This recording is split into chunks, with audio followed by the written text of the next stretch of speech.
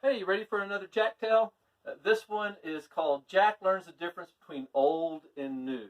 Now, a long time ago, whenever Jack was just getting to be a pretty good-sized boy, he'd already learned a little bit about job and adventures and met a few people around the town. And, well, it just started getting into his head that, he started thought maybe I might ought to follow up on all these times that the king had said that maybe I might get to know his daughter and then later on might even get to marry her and become the next king. And so Jack got it in his head that he would go to the king's house and why he'd just see if he could just start to get to know the poor little girl. Well, the king had said, well, Jack, you have done a lot of things for me. Your daddy's always been good, your mom, your brothers, Will and Tom. Everything's always been pretty nice and right. And there have been a few times where you have really helped me out and that you have really done my daughter some amazing, wonderful things. But, you're just a little farm boy, and my daughter's, why, she's going to be the next queen. And I really want the smartest person around to be the next king. And so I just want to make sure that's really you. Is that okay, Jack? And Jack thought about it, said, sure. How are we going to find out? Says, oh, well, you come back in the morning and we'll see what we can do about figuring out just how smart you really are. So Jack went home that night and told his mom and brothers Will and Tom about what was happening. And they said, oh, Jack, you got to watch out. That king is a rascally devil and he's going to try to trick you one way or another. So you be really, really careful. And on his way into town, why, he heard something off the side of the trail and looked over, and it was the king's daughter. Why, she just waved at Jack, got him to come over there, and she says, now, Jack, I know my daddy, and he's got something up his sleeve. I overheard that we might get together and get to know one another, and I'm looking forward to that, and I just don't want you to blow it. And so I know my dad is going to do something, and I don't know what he's going to ask you, but if he offers you something new and something old, you choose whatever's old, okay, Jack? Jack said, sure, I can do that. Well, Jack went on his way, and so by the time he got to the king's house, King was ready to have breakfast, and so Jack sat down there and joined him. They had a great big feast of a breakfast, kind of food that Jack just not used to having, being a farm boy. But he enjoyed it, and it was nice, and at the end of it, the king said, oh, now that we've got some sustenance in us, we ought to get to work. And I got just the work for you. Jack said, oh, is this the test? He said, oh, yeah, this is definitely the test, at least part of it. What I got to do, I was working out in my backfield, and I'd knocked down, with some help, about 12 big old hickory trees, and we got it all sawed up in about 2-foot blocks, but we need to break it up into firewood, and I was hoping that you might do that for me, and while you're doing it, I hope you might find my ring. While we was working out there and sawing on all that wood, I lost my ring. And King just can't go on without his ring, and so I really need you to find it for me, but first I think the only way you're going to do it is just to cut up all that wood first, stack it up so it's out of the way. Jack said, okay, I can do that. I'm pretty good now with being able to swing a maul and use a splitter. I know how to do stuff like that and get a wedge in there. Yeah, I can do that. And the king says, okay, well, he took him around the side and he held out 2 mauls to Jack to choose from. Now, one was brand new, had a beautiful long handle in it, smooth where it wouldn't form a single blister on your hand. And that maul's head was nice and brand new, moved to a sharp point on the other side. And then the other one, why, it looked like it had a rotten part of the wood. It was rough. The head looked like it was all rusty. Certainly wasn't any sharp point to it, all beat up and dull. And, well, Jack knew exactly which one he needed to choose so he could get the job done. He took that new one and went to work. Well, he went around out there, and he had that old maul, and he set down the wood, and whenever he put the first big whack on it, why, that wood split perfectly in half.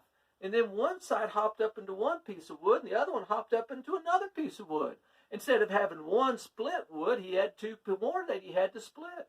Why, Jack worked and worked. 1 turned into 2, and 2 turned into 4, and 4 turned into 8. Why, he worked all till noon. He just nearly wore himself out, splitting wood and more wood. Why, it was about that time that the king's daughter got permission to go out and check on him, bring him a little bit of food for lunch.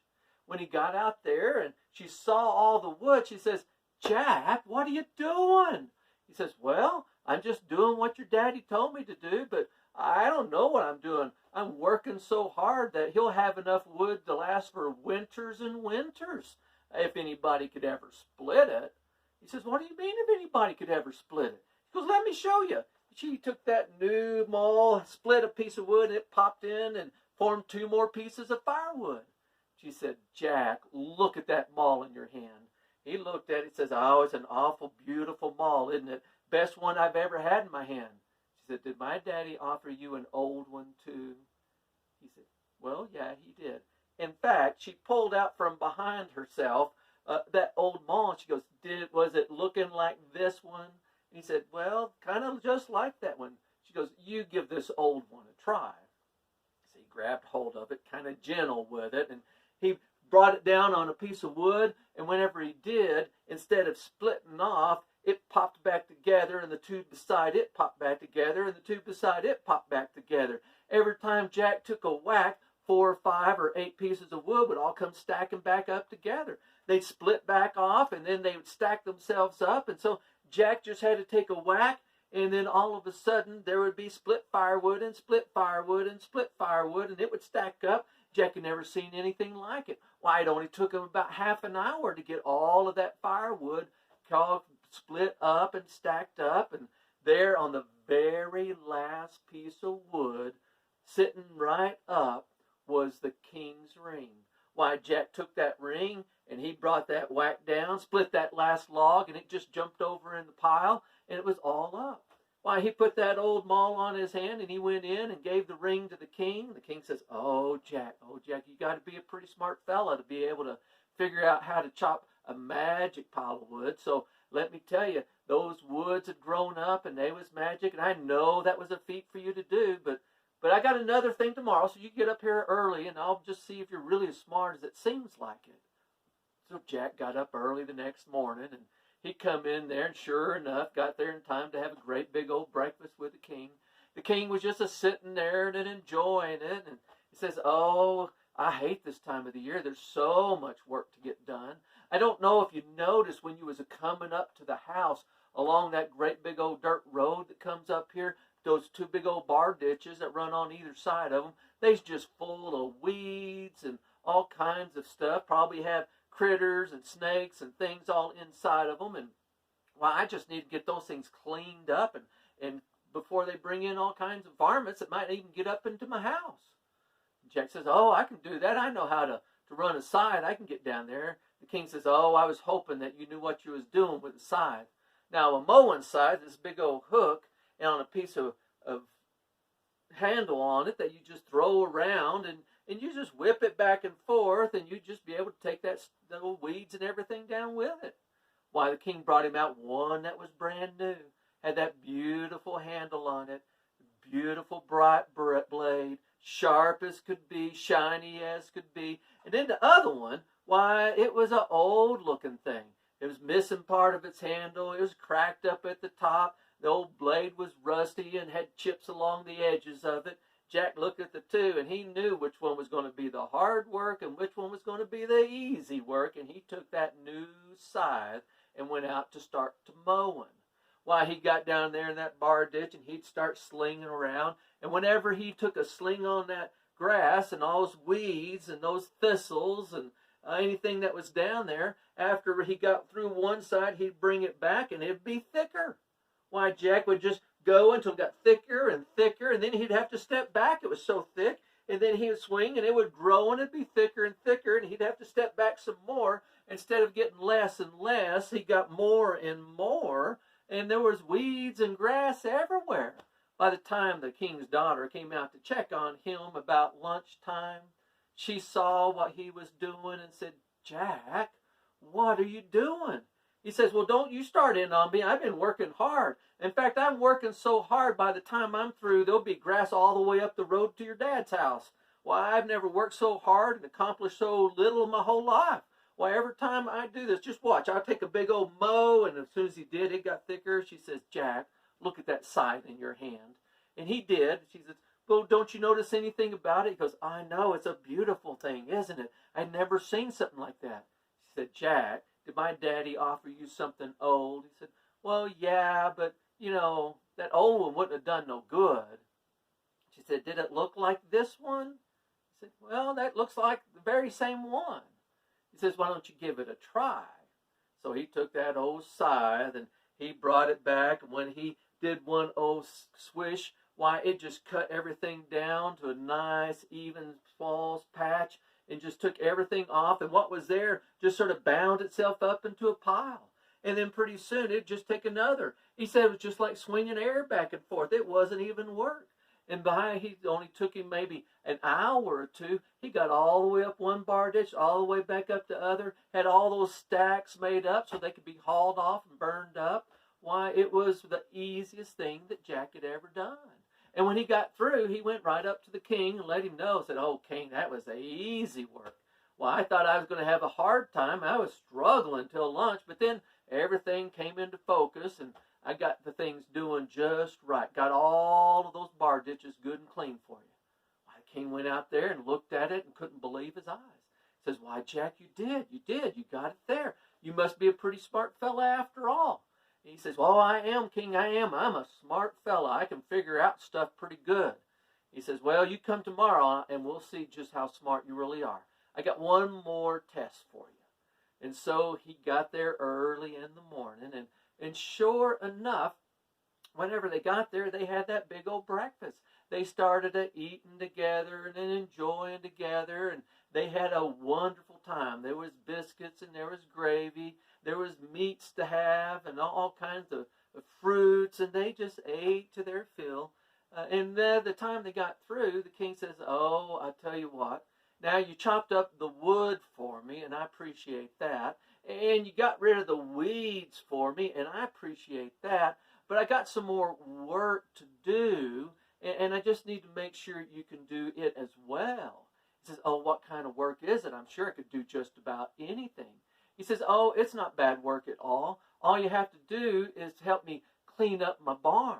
You see, I've been putting it off for a long time. The winter has gone through, and the spring had come setting in. Everything's starting to growing, and why, that barn's so gross, even the cows and the horses are complaining about it. And I tell you what, I'll just get you a couple of pitchforks, and you can choose which one you want, and you just clean it out for me. Get all that muck out of there, and we'll put in some new hay and straw and put it down there, and all the animals will be happy. Why, he handed him 2 different pitchforks to choose from. You know exactly what one looked like. Brand new, the tines were shiny and sharp. The other one was old and decrepit, and the tines bent and broken, and the handle all misshapen and split and weathered. And Jack knew exactly which one, because he was a pretty smart fella. And so he chose that brand new one and went to work. Why, he got out to that barn, and he'd shove it in and throw that manure out the door, and he'd shove it up and do some more. And every time he got 4 or 5 pitch holes of that stuff and got it moving around, more and more would come up. Why, it got up to his ankles, and then it got up to his calves, and then it got up to his knees. By the time the daughter showed up to see how he was doing at lunchtime, why, he was in that barn all to clean up to his waist full of manure. And she just looked in and said, oh, Jack, what are you doing? She said, I'm just working as hard as I can here. I'm working so hard that by the time I'm done, your dad's going to have enough fertilizer to be able to take care of the fields for farms and ranches all over the whole place. They won't have to go nowhere else. We got plenty right here. She says, but Jack, you look what's in your hand. He says, oh, it's a beautiful pitchfork, isn't it? I've never seen anything like it. It makes hard work, but it sure is a nice one. She said, Jack, don't you know nothing? Can't you tell the difference between old and new? Haven't I been telling you that whatever my dad offers to you, you need to take what's old? And he just looked at her and said, yeah, I kind of remember you saying that, but you know, the nice one, the good ones just look so good. He said, well, Jack, you use this old one. And he took it. He just put it right in. And as soon as he did, it jumped right out of his hand. It started pitching all that manure out by itself. It made great big old piles on the outside of the barn that could be hauled off and taken care of later. And it got nice and smooth and low. And then Jack was able to bring in hay and straw and make that barn nice and ready again. When he was done, he went in and told the king, and the king couldn't believe it. He says, oh, Jack, I was worried about you at first, the way you was making your choices, but I don't quite understand how you're doing it, but you must be a smart fella to be able to get through all of this. I tell you what, you come in the morning, and I will introduce you to my daughter, and you can start to get to knowing her. Since you're such a smart fella, you might make a good king one day. He says, oh, that's what I'm hoping. But it's going to be a one long day off, you know, but I just want to start to get to knowing her now. He said, okay. So he came in the next morning. He told his mama and his brothers all that happened that day, and they warned him. He says, oh, that king's a rascally fella. He's been trying to trick you all along, Jack. He's got something up his sleeve, and you be sure when you go in today to remember your lesson. Otherwise, you're going to find yourself in all sorts of trouble. Jack said, okay. Well, he went on there to the king's house. He got there early, but not early enough to be there before breakfast. He got there in time for breakfast, and sure enough, it was a kingly feast. They enjoyed that feast, ate everything that was there, and then they went to working on the very thing that was next. The king said, oh, Jack, since you're just so smart, I thought I'd introduce you to my daughter. And he says, okay, you can come on in, daughter. But it wasn't just one girl who came in, but three. They had old hats that was pulled down to their heads and covered up almost their eyes. Had a scarf over their face. They couldn't see who it was. Had gloves on, so he couldn't even tell by that. Each one had the exact same dress on, just fit for a princess. It had those beautiful princess shoes on as well. And Jack, he didn't know which one to pick. They all looked just the same. And the king was going, go ahead now, smart boy. You pick out the right one and you can get to know her. He said, okay. Now he started to looking at them a little better, and he noticed that one of them had like a beautiful dress, but there was creases in it, like it was so brand new. It just come off the shelf. The colors were bright. It was a beautiful dress fit for a beautiful girl. The next one that was over there was kind of not new, but it wasn't old. Colors were still bright. It looked nice, but it didn't look brand spanking new. And then the last one, he could tell, why, it had had some tears in it and some patches in it, and everything was all sewn up here and there. You had to stop and notice that its colors were a little bit faded, and it was more ready done than it was good and used. So they just started saying that Jack said, oh, I know the very which one I ought to get. And he walked right toward the one that took his attention. And he said, this is the very one that I want. And he handed the king the girl that had that old dress in it. And whenever the king said, oh, Jack, I know now you are one of the smartest ones, that girl took off her hat and took off her scarves, and it was his king's daughter. The other girls took off their things too, and it was the girls from town that work up at the king's house. Oh, Jack would have been upset if he'd been meeting one of them. Not that they was bad girls, but he really wanted to get to know that princess. And they say from that day forward that Jack was allowed in ever so often to get to know her so that she could get to know him. But they didn't get married for a long time. They had plenty of ventures and plenty of things to do. Now, I tell you that story because there are some things in the scriptures that reveal to us that you can't tell on the outside what's on the inside. Jesus said it matters what's on the inside, that we need to have our faith and our love and our heart for the Lord.